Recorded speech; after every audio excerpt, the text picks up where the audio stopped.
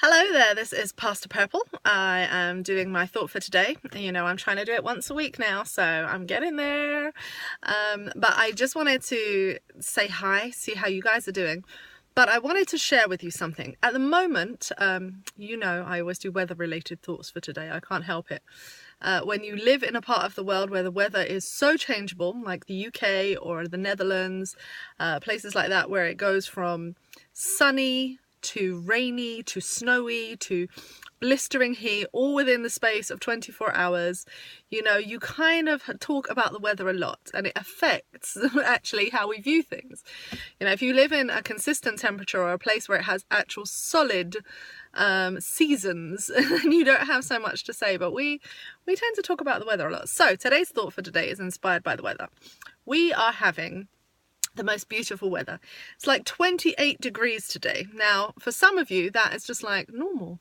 For others of you, 28 degrees is a dream because you live someplace in the northern of Finland or somewhere, and it's just cold. So 28 degrees is like tropical heat.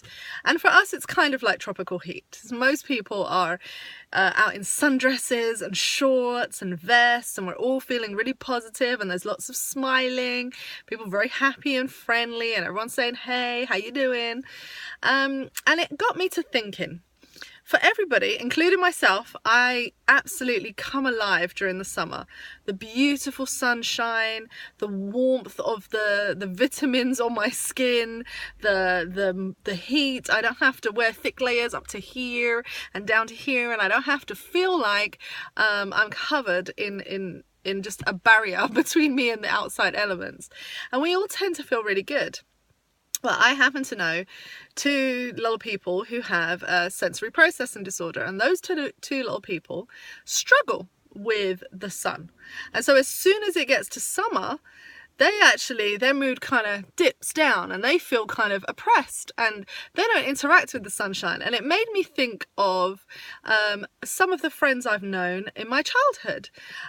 Some very, very blonde people whose skin was very pale and very sensitive, and some red-headed friends I had who was very, very sensitive to the sun. So while they liked the good mood and they enjoyed it, they couldn't actually go out and enjoy the sunshine. They would, you know, I mean, we would laugh that they would be white because they'd have to put so much sunblock on that actually the colour, pigmentation in their skin would be gone thanks to this thick layer of white cream between the sunshine and them.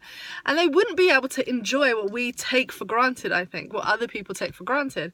And I thought about people who actually can't enjoy the things that we take for granted, and I wondered to myself, are we actually aware of those people in our society who don't engage in that way? So like elderly people, when it gets really, really hot or really, really cold, they struggle because actually their skin has changed, the way that they handle the temperature changes has changed, and they can't necessarily enjoy it. But it goes beyond that. Recently we've had Mother's Day, International Mother's Day. I'm from the UK, so we don't celebrate International Mother's Day here, but now I'm on the European continent and I get to celebrate European Mother's Day. And one of the things every year I get is a video or an essay or a blog from somebody who doesn't engage with Mother's Day in the way that the average person, let's say, engages with Mother's Day. They find Mother's Day really traumatic. They find that they're either sensitive to it because they aren't a mother, because they've lost their mother, because they were orphaned, because they were adopted and actually don't have a very good, or lived in a care home and didn't have a mother. Some people have miscarried around Mother's Day, and that puts them in a position. And they don't engage with it in the same way. Just like my friends from my childhood who were redheaded and blonde and didn't engage with sunshine in the same enthusiasm with which I did. You know, they had to have a screen barrier between them. Actually, there are some people who don't engage with International Mother's Day in the same way. They find it really difficult. And often as a pastor, I'm asked to accommodate or to once I was actually asked if I could cancel Mother's Day because I needed to bear in mind the people who were hurting. And I thought about it and I was like, well, do we ask the sun to go away? Because there are actually people like the two children I mentioned, like friends from my childhood and other people I know who don't engage with the sun? Do we pray that it never comes? Do we hide from it? Or do we accept those people as they are and try and protect them in a different way? And the same is true, I think, when we talk about Mother's Day and when we talk about elderly people and when we talk about grandparents. And when there are so many people who don't engage with things in the way that you do. So you're all happy with your information, but they don't engage with it in that way. Do you actually just allow them the space to be them? Or do you enforce that they come out to the beach with you? You know, do I enforce that those two little kids play outside, that they have to go? You know, that's the school's way. You know, you got to go outside, even though it's killing you, even though you're crying, you must go outside. Even though it's painful, even though you burn, you must go outside. Is that what we're saying? No, we allow people the space to interact with the sun, with Mother's Day, with winter, with death, with cancer treatments, with so many different things in their own way. The sad thing is that we're getting less tolerant as a society. We're trying to get more tolerant, and I see loads more videos about tolerance, but actually we're not. If people don't conform to our way, we just say, okay, well, you're not for us, and we just leave them and walk away. So I got to thinking, what if we didn't all have to engage with the material in exactly the same way? So here's a story for you. Jesus is teaching and he's explaining something to the masses, and the story is going on and everybody is walking away after it's finished and they're all really happy with having understood the story. There are some disciples who are left with Jesus, and those disciples wait till the crowd has passed.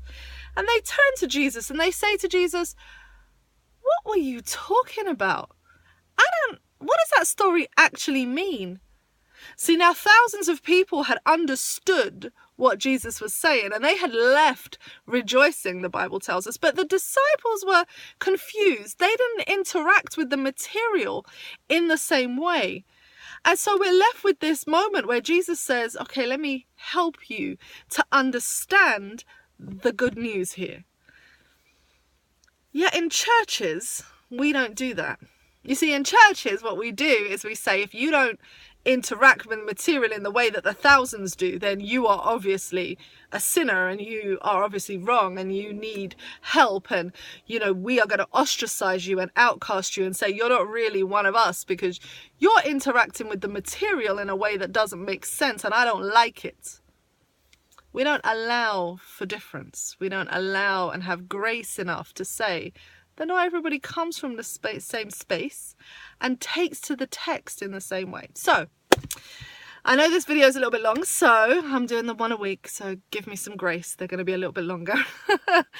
My thought for today is, what if we don't all have to be the same? What if we could celebrate International Mother's Day, or the sun shining, or the Bible, and we don't have to belittle the person who doesn't celebrate or doesn't engage with it in the same way? What if I didn't make the people feel bad because those kids can't go outside? My friends, the red-headed friend I told you about, she couldn't go outside hardly ever, and definitely not in the middle of the day. So playtime was a bit of a nightmare for her. She couldn't literally go outside. What if instead of making them feel bad and ostracizing them and leaving them lonely and not engaging with them and saying, oh, well, that's your loss, and just walking off, you empathized, sat with, tried to understand somebody else's position? Would it make a difference in the person's life? Would it make a difference in your life? Would your life be enriched for engaging with another human being where they are, instead of dismissing them because they don't fit your ideal? So there is my weather-based, International Mother's Day based, biblically based thought for today.